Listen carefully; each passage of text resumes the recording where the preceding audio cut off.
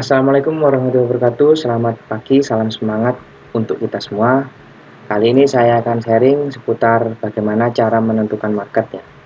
Jadi seperti biasa, jangan lupa untuk subscribe biar saya bisa terus bersemangat untuk membuat video-video selanjutnya. Baik, langsung saja. Market. Market adalah sebuah tempat yang dijadikan tempat berkumpul dua pihak atau beberapa orang untuk memfasilitasi penjualan dan pembelian barang maupun jasa. Pihak yang terlibat tentunya adalah penjual dan pembeli.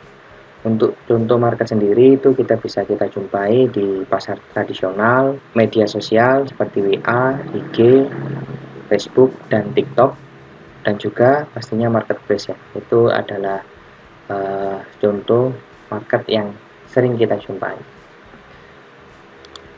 Nah, baik, langsung saja kita contoh menentukan marketnya untuk usaha di bidang produk kuliner ya.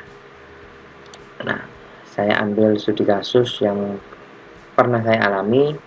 Jadi waktu itu pas saya main ke rumah orang tua saya di daerah Petukangan ini, waktu itu istri saya minta dibelikan untuk rujak petis merah.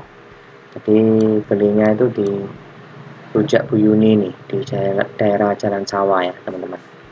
Jadi pada waktu itu untuk perjalanannya sendiri dari Petukangan ke Jalan Sawah ini sekitar 5 menitan.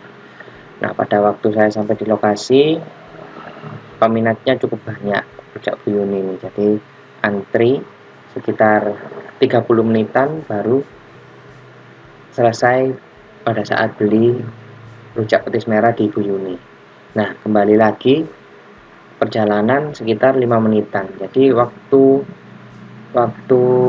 untuk saya bisa merasakan rujak petis merah itu sekitar 40 menitan ya. Jadi waktu 40 menit itu menurut saya lama ya. Jadi, nah ini bisa menjadi peluang untuk orang-orang yang tinggal di daerah Nyamplungan, Sukodono, dan Petukangan untuk jualan rujak petis merah. Karena saya perhatikan di sini nggak ada yang jualan rujak petis merah kalau dilihat di Google Map. Jadi anggapannya bisa berpotensi jualan produk-produk yang berhubungan dengan kuliner itu pastinya kita mesti uji coba terlebih dahulu kepada teman-teman, saudara, atau enggak tetangga yang mau menyicipi hidangan yang kita sajikan. Kalau sekiranya cocok, baru kita lanjut ke tahapan promosi.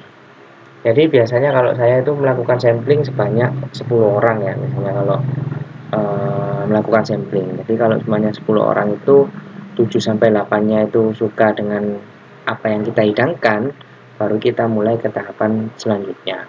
Kalaupun kurang dari 7, kita pastinya mengevaluasi dulu apa yang kurang untuk bisa diperbaiki supaya rasanya bisa mencapai 7-8 orang itu sekiranya suka dengan hidangan kita. Nah, untuk usaha kuliner ini modalnya cukup terjangkau ya menurut saya. Jadi sekitar 1 jutaan aja sudah bisa membuka usaha rujak petis merah rupanya. Itu termasuk promosinya dan lain-lain. Jadi seperti itu untuk contoh yang usaha kuliner ya. Terus yang selanjutnya adalah produk kebutuhan pokok yang akan saya contohkan. Jadi ini anggapannya di Jalan Wonokusumo Jaya itu ada toko sembako, di mana ada toko A dan toko B yang mempunyai target marketnya sendiri-sendiri. Untuk yang toko A ini target marketnya itu adalah bisnis-bisnis, yaitu penjual-penjual, dan yang toko B ini adalah B2C, business to customer, atau penjual ke pembeli atau end user. Jadi seperti itu. Nah, untuk yang C ini itu adalah rumahnya teman-teman anggapannya. Jadi di situ, nah ketika teman-teman ini mau beli suatu produk anggapannya Indomie goreng gitu ya. Kalau yang pengen murah pastinya kan kita belinya di toko A. Karena kalau di toko A ini balik lagi ya nanti berhubungannya dengan waktu tunggu ya. Biasanya kan kalau bisnis to bisnis kan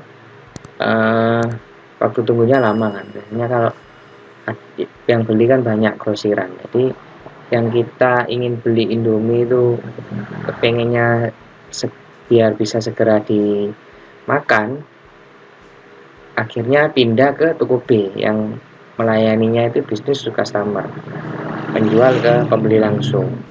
Jadi arahnya itu nanti bisa ke B.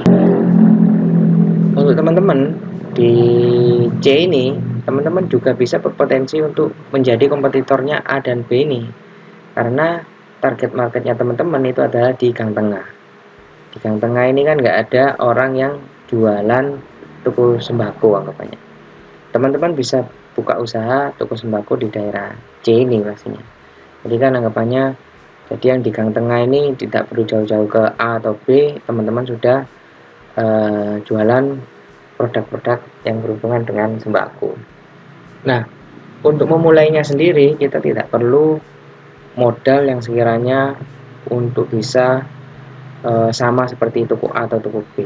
Cukup kita jual produk-produk yang sekiranya cepat lakunya. Anggapannya minyak goreng, sabun cuci muka, cuci piring, dan cuci baju. Mungkin bisa jualan produk-produk itu tersebut.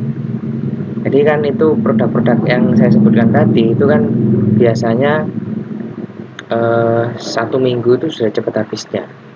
Jadi seperti itu, kita jual sesuai dengan modal kita dulu aja. Jadi seperti itu. Kalau nanti sudah modalnya terkumpul, biasanya kalau saya itu ketika pertama kali memulai usaha itu hanya 10% keuntungan yang saya ambil, sisanya 90% itu saya tabung, saya jadikan barang lagi. Jadi seperti itu. Nah, kembali lagi ketika kita mau menjual produk baru, itu mesti kita lakukan riset terlebih dahulu terhadap kebutuhan pelanggan kita. Anggapannya mereka itu butuhnya itu apa, pengennya kita itu jualan apa. Anggapannya pengen jualan telur gitu ya, kita bisa jualan telur. Jadi seperti itu gampangannya. Jualan itu seperti itu. Yang penting teman-teman dalam mengelola finansial itu baik, insya Allah usaha teman-teman bisa berkelanjutan yang lebih baik lagi. Jadi seperti itu untuk contoh menentukan market dalam produk kebutuhan pokok. Nah, yang ketiga adalah produk yang berhubungan dengan hobi atau passion. Jadi kembali lagi yang saya contohkan adalah usaha saya. Jadi saya ini aslinya orang Surabaya. Jadi saya kontrak di daerah Sidoarjo. Awalnya saya di Sidoarjo itu di Jalan Jenggolo di Perumda. Jadi di situ saya kontrak awal-awal. Kenapa saya membangun usaha di daerah Sidoarjo? Karena target market saya cukup bisa dijangkau. Karena di Surabaya itu toko alat teknik itu sudah banyak. Ya, saya ngawalinya itu tidak membuka toko, jadi jualan online. Pada waktu itu memang rame-ramenya marketplace Facebook di tahun 2020-an. Nah, pada waktu itu saya jual ya seperti yang saya sampaikan sebelumnya, menjual produk-produk yang sekiranya itu cepat lakunya. Jadi jualannya saya itu lem presto waktu itu, jadi lem untuk kayu. Nah, saya sebelum berjualan alat teknik, yang saya lakukan adalah observasi lokasi ya. Jadi di Sidoarjo ini khususnya di daerah Buduran tempat saya kontrak itu, untuk bisa beli alat-alat teknik itu mesti di Sidoarjo kota dulu. Jadi di tool station ini tool station lokasinya di Jalan Gajah Mada itu di Sidoarjo kota. Jadi untuk menuju sana sekitar 5-10 menitan. Nah, untuk toko alat teknik sendiri selain di sana kita ke alun-alun Sidoarjo itu ada S Hardware dan Mitra 10. Nah, S Hardware dan Mitra 10 ini kan kalau kita mau ke sana mesti parkir dulu ya, dan pastinya harganya tidak bisa ditawar. Jadi seperti itu. Makanya saya buka usaha alat teknik di daerah Buduran ini. Jadi lokasi saya di dekatnya Master IT Sidoarjo ini tidak saya cantumkan di Google Map karena saya masih kontrak. Sebelum saya jual produk itu saya meriset terlebih dahulu. Pertama saya masuk di grup-grupnya tukang perkayuan ya, karena basic saya itu memang suka dengan produksi perkayuan. Jadi saya di grup-grup tukang perkayuan, saya lihat komentar-komentar di sana, produk-produk yang mereka cari itu apa aja. Jadi seperti itu, produk yang mereka cari itu apa aja. Terus habis itu balik lagi, saya cari suppliernya di Surabaya pastinya. Saya sudah coba cari di Sidoarjo ini, harganya kalau dijual kembali itu berat. Jadi saya carinya supplier di Surabaya. Ketika saya memperhatikan di grup-grup komunitas perkayuan tersebut, saya mulai jualan bor dengan merek-merek tertentu yang sekiranya diminati tukang-tukang ini tadi. Jadi awal mulanya saya seperti itu. Saya cek grup-grup pertukangan yang sekiranya tool-tool apa aja yang mereka sukai dan alat pendukung apa yang mereka sukai. Jadi saya awal-awalnya jualan gak terlalu banyak, memang sedikit, tapi saat ini sudah cukup banyak produk-produk yang saya jual. Jadi saya itu memang keberuntungan saya, alhamdulillah qadarullah, saya kan kerja ikut instansi. Jadi usaha saya ini usaha sampingan. Jadi ketika keuntungan saya 100%, 10% saya nikmati, 90%-nya saya jadikan lagi barang. Jadi seperti itu. Karena memang untuk usaha alat teknik ini modalnya cukup besar ya. Jadi kalau tidak seperti itu, bisa-bisa kita tidak bisa bersaing. Jadi seperti itu. Nah, untuk cara menentukan modalnya akan saya sharingkan ke video saya selanjutnya. Jadi seperti itu yang bisa saya sampaikan terkait dengan bagaimana cara menentukan market. Jika ada yang ditanyakan, silakan komentar dan jangan lupa untuk subscribe dan share kepada teman-teman yang lain supaya tertarik untuk berwirausaha. Hal yang paling mudah untuk menambahkan penghasilan adalah kita berwirausaha.